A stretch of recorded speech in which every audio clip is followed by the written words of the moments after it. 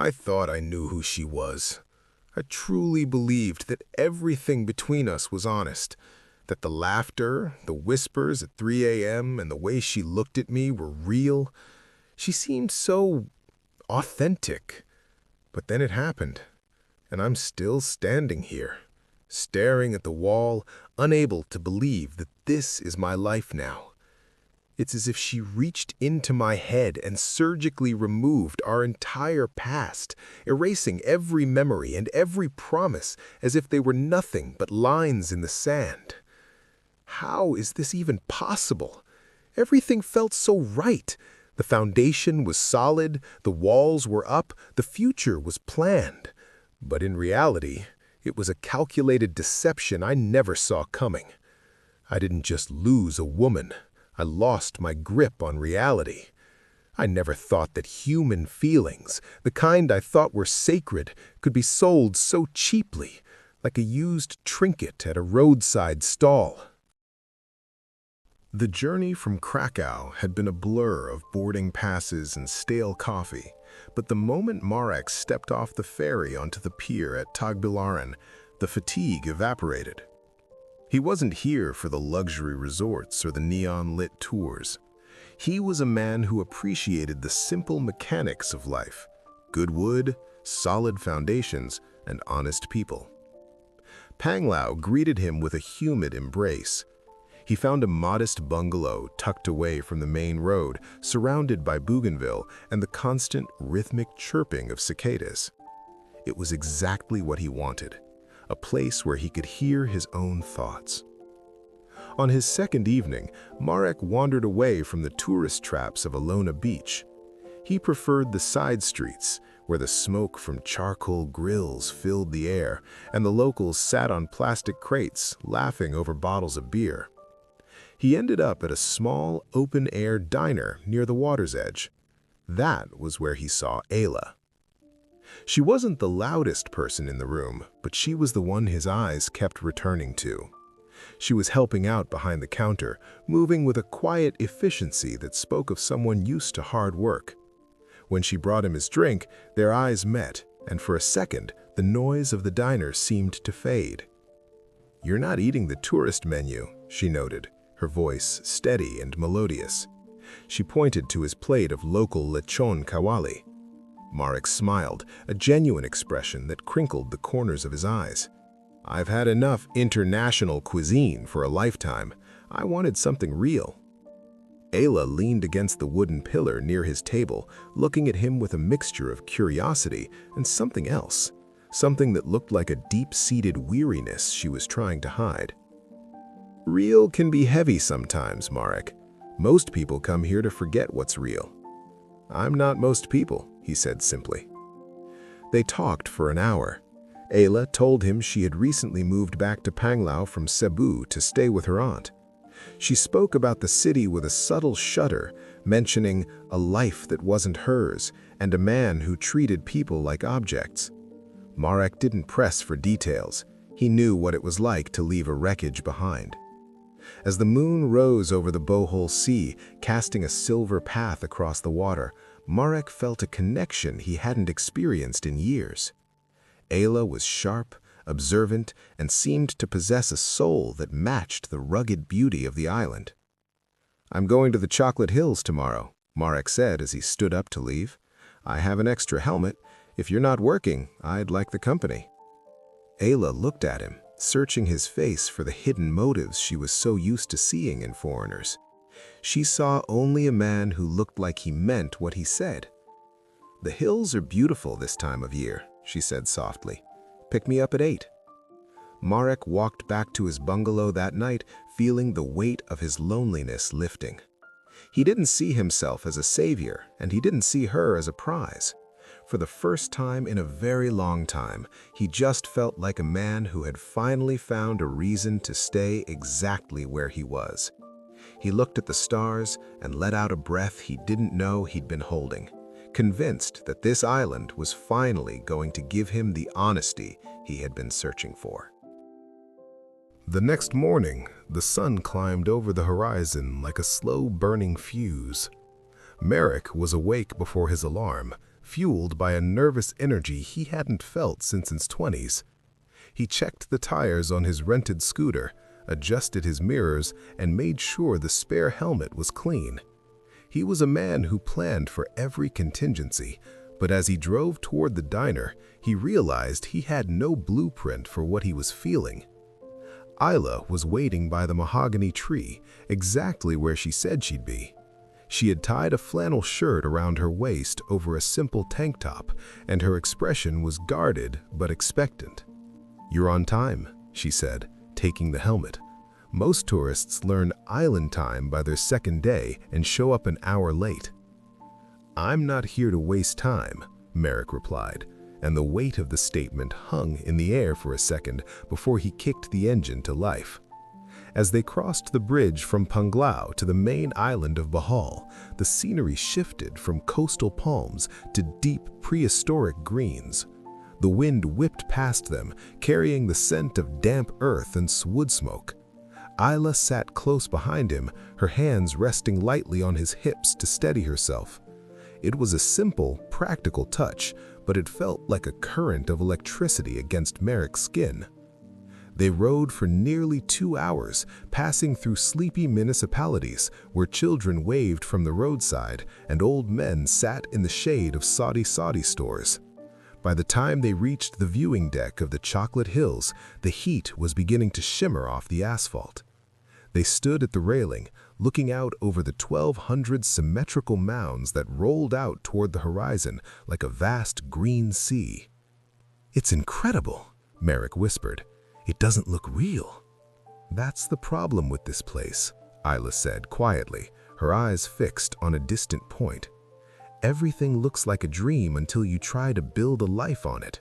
Then you find out the soil is harder than it looks." She leaned against the railing, her shoulders dropping as she seemed to let go of a long-held breath. "In Cebu, I lived in a world where everything was perfect. Marble floors, air conditioning that never stopped, a view of the ocean from the 20th floor. But I couldn't breathe there." "Because of him?" Marek asked, turning to look at her. "Because of the price," she replied. "Richard, he wasn't just a man I lived with. He was a man who bought my time. He liked the way I looked on his arm at dinner, but he hated the way I thought. He hated that I had my own family to care for. He called my mother a beggar and told me that every peso he gave me was a debt I could never repay." She looked at Marek, her dark eyes clouded with a mixture of shame and lingering anger. "One night, I stayed at my sister's house because she was sick. I didn't answer his calls because my phone had died. When I came back the next morning, my clothes were in the hallway. He told me I was damaged goods and that I'd be back in a week because a girl like me has no future without a man like him." Marek felt a cold, sharp anger on her behalf. He thought of his own life in Poland, the long hours, the lonely apartment, and realized that while his struggle was different, the emptiness was the same. "He was wrong," Marek said firmly. "You're here, you're working, you're standing on your own feet." Aila gave him a sad, fleeting smile. "I'm trying, but sometimes I wake up and I'm terrified that he was right, that in this world, honesty is a luxury only rich people can afford." "I'm not rich, Aila," Marek said, stepping closer. "But I know that what you have, that strength, is worth more than any condo in Cebu. Don't let a man like that define who you are." For a long moment, they just stood there, caught in the silence between the hills. Aila looked up at him, and for the first time, the guard in her eyes dropped. She saw a man who wasn't looking at her as a trophy or a servant, but as a person. "You're a strange man, Marek," she whispered. "You come all this way just to tell a girl she's worth something?" "Maybe I came all this way to find someone who's worth the effort." On the ride back, she didn't just rest her hands on his hips, she leaned her head against his shoulder, her arms wrapping a little tighter around him. Marek felt a sense of purpose he hadn't known in years. He felt like the architect of something new, something real. He didn't notice the way her grip tightened when they passed a white SUV with Cebu license plates. He didn't see the flicker of fear that crossed her face when her phone buzzed in her pocket. He only felt the warmth of her against his back and the promise of the road ahead. Over the next 2 weeks, the island of Panglao transformed from a vacation spot into a home for Marek. He extended his stay at the bungalow indefinitely. Every morning began with the same ritual. He would ride to the diner, share a quick coffee with Aila before her shift, and plan their evening. He wasn't just falling for a girl, he was falling for the life she represented. He liked the slow rhythm of the village, the way the locals greeted him by name, and the feeling that he was finally building something that didn't require a blueprint. Aila, too, seemed to be changing. The sharpness in her eyes softened. She started taking him to the non-tourist spots, quiet lagoons where the water was as still as glass, and hidden paths through the mangroves. "I haven't felt this safe in a long time," she told him one evening as they sat on his porch, the scent of rain-dampened earth heavy in the air. "You are safe," Marek replied, reaching for her hand. "I'm not going anywhere, Aila." She looked at him, her thumb tracing the calluses on his palm. "Richard used to say that people like us are like the tides. We come and go, but we never leave anything behind. He said that a man from Europe would eventually get bored of the heat and the mosquitoes and go back to his real life." "Richard sounds like a man who projected his own emptiness onto everyone else. I've spent 20 years building things for other people. For once, I want to build something for myself, with you." Aila leaned into him, her head resting on his chest. "I want to believe you, I really do, but it's hard when you've spent so long being told you're replaceable." The first real crack in their paradise appeared a few days later. They were having lunch at a beachside shack when Aila's phone, which she usually kept buried in her bag, started buzzing incessantly. She glanced at the screen, and Mark saw the blood drain from her face. She didn't answer it. She didn't even silence it. She just stared at it as if it were a poisonous snake. "Everything okay?" Marek asked, his internal architect's eye immediately spotting the shift in her posture. "Just family stuff," she said, her voice tight. "My brother, he's in some trouble with his school fees again." Marek felt that protective instinct that had been growing since the day they met. "How much, Aila? I can help." "No," she said, almost too quickly. "You've already done so much. I don't want you to think I'm like those other girls, the ones who always have an emergency." "I don't think that," Mark said, reaching across the table to steady her hand. "I know who you are. If you're in trouble, we're in trouble together. That's how this works." She looked at him, and for a second, Mark thought he saw a flash of something in her eyes. Not love, not gratitude, but a profound, desperate calculation. It vanished as quickly as it appeared, replaced by a look of heartbreaking vulnerability. "It's 15,000 pesos, she whispered. "If I don't pay by Friday, they won't let him take his exams. Richard used to handle these things, but he'd make me beg for it. He'd make me feel like I was selling a piece of myself every time."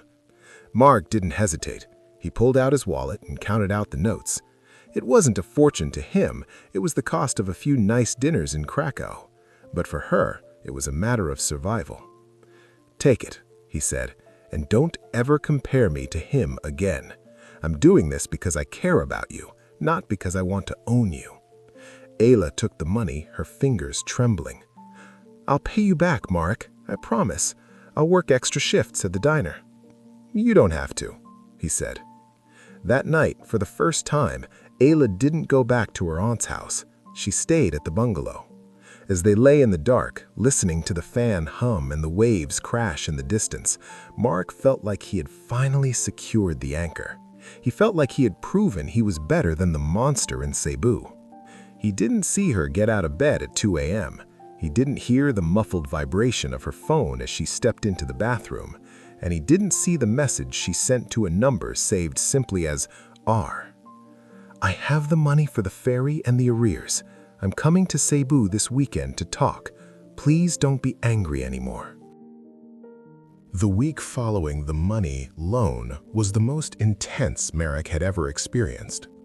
Aila was more affectionate than ever, a whirlwind of gratitude and softness that convinced him he had made the right choice. She spoke about their future with a new kind of urgency, describing a small house they could build near the cliffs, far away from the noise of the city. "I just need to clear my head, Marek," she said on Thursday evening, her eyes fixed on the horizon. "My sister in Cebu, she's having a hard time with the baby. I want to go there for the weekend, just 2 days. I need to settle things with my family so I can be fully here with you." Marek felt a small instinctive tug of unease. "Cebu? I thought you hated that city." "I do," she whispered, leaning her forehead against his. "But I can't start a new life while the old one is still calling me for help. I'll take the Saturday morning ferry and be back by Monday night. I promise." Marek wanted to offer to go with her, but he remembered her talk about independence and respect. He didn't want to be the overbearing foreigner who tracked her every move. He wanted to be the man who trusted her. "Okay," he said, tucking a strand of hair behind her ear. "Go. Take care of your sister. I'll be waiting right here." Saturday morning was gray and overcast. Marek drove her to the pier in Tagbilaran. The terminal was a chaotic swarm of travelers, vendors, and porters. As they stood near the entrance to the departures area, Aila looked unusually pale. "You're sure you're okay?" Marek asked, holding her hands. "I'm just tired," she said. She reached up and kissed him, a long, desperate kiss that felt less like a goodbye and more like a plea. "Remember that I care about you, Marek. No matter what happens, remember that you are a good man." Before he could ask what she meant by "no matter what happens," she turned and disappeared into the crowd. The weekend in Panglao was agonizingly slow. Without Aila, the bungalow felt cavernous and cold. Marek tried to distract himself by sketching, not buildings, but the landscape of the island, but his charcoal lines kept forming the shape of her face. He sent her a "good night" message on Saturday evening. It stayed on one gray tick. Maybe the signal is bad at her sister's place, he reasoned. Sunday passed in a blur of restless walks along the beach. He checked his phone every 10 minutes. 2 gray ticks. No reply. By Monday morning, a cold stone of dread had settled in his stomach. He told himself he was being paranoid, that he was acting like the jealous Richard she had described. Monday night came. The last ferry from Cebu arrived at 8 p.m. Marek was there, at the pier, standing near the exit, watching the stream of passengers pour out into the humid night. He watched until the last tricycle left the parking lot. Aila wasn't on the boat. He drove to the diner, thinking she might have gone straight to work or to her aunt's house. The diner was closed, the wooden shutters bolted tight. He drove to her aunt's house. The windows were dark, and a neighbor's dog barked at him from behind a rusted gate. He returned to the bungalow and sat in the dark, the silence of the island now feeling like a physical weight. He tried her number again. "The subscriber you are dialing is not in service." The architecture of his hope began to crumble. Marek didn't sleep. He sat on the porch until the sun began to bleed over the horizon. He realized then that he didn't even know her sister's name. He didn't know where they lived. He only knew the stories she had told him. Stories that now felt as thin and fragile as a spider's web. He didn't wait for Tuesday to pass. He threw a few clothes into a bag, grabbed his passport, and headed back to the pier. He wasn't going to wait for a phone call that wasn't coming. He was going to Cebu. As the ferry pulled away from Bohol, Marek looked back at the green hills of Panglao.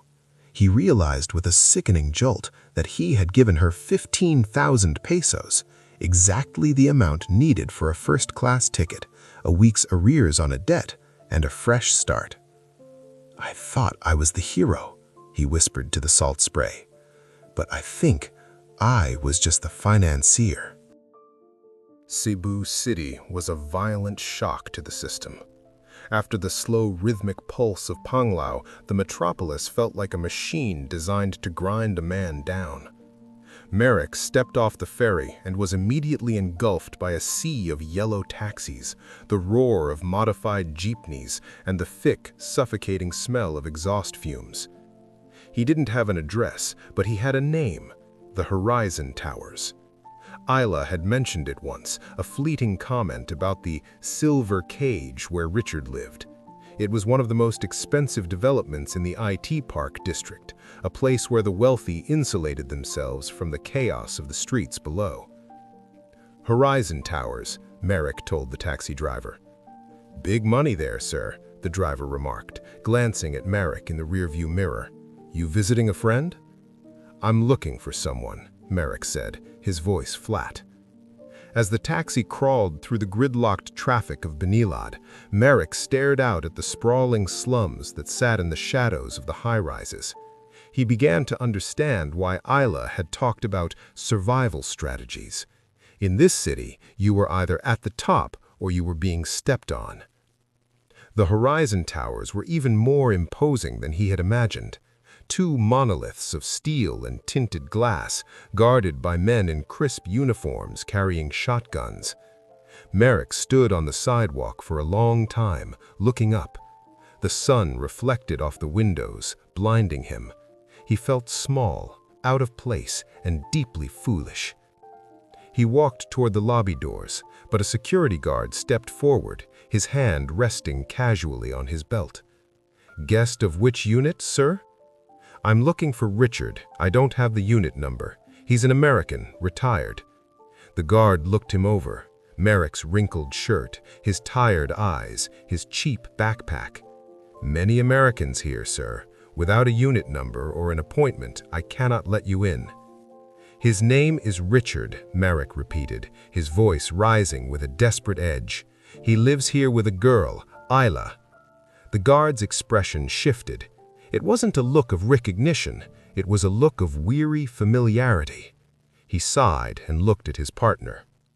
Unit 2402, but they are out, sir. I saw them leave in the car an hour ago. Marek felt the air leave his lungs. The word was a physical blow to the chest. I'll wait, Marek said. He sat on a concrete bench across the street, near a 24-hour convenience store. He watched the entrance for 3 hours. He watched the luxury SUVs pull in and out. He watched the elite of Cebu go about their lives, shielded from the heat by their tinted windows.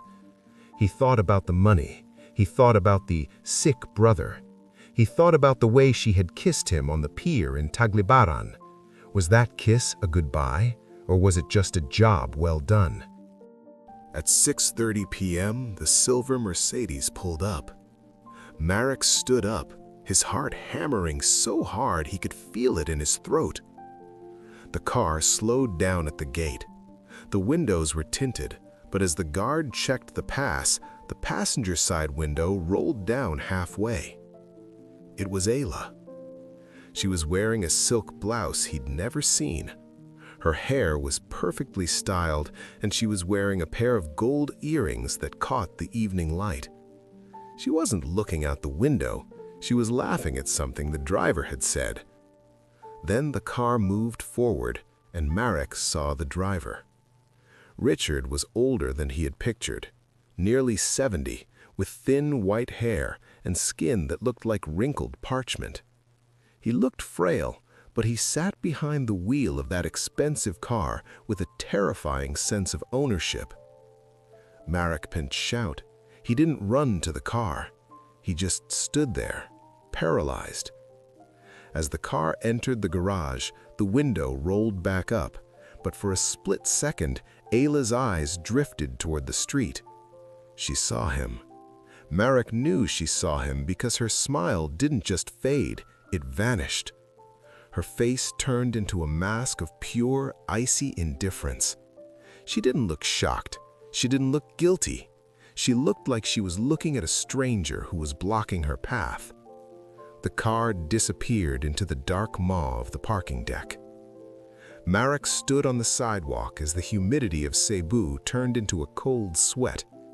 He realized then that he hadn't been a knight or a partner. He was a vacation. He was the break she took to remind herself that she could still attract a younger, kinder man. But when the time came to choose between a kind heart and a guaranteed life, She didn't hesitate. "I thought I knew who she was," Marek whispered to the roar of the city. He looked at the tower, glowing with artificial light, and realized that his honesty was a currency that had no value here. He hadn't been cheated out of money. He had been cheated out of his belief that people were more than the sums of their needs. He turned away from the glass fortress and started walking toward the port. He didn't need to hear her explanation. The look in her eyes had told him everything. The structure he had built wasn't just flawed, it had never existed at all.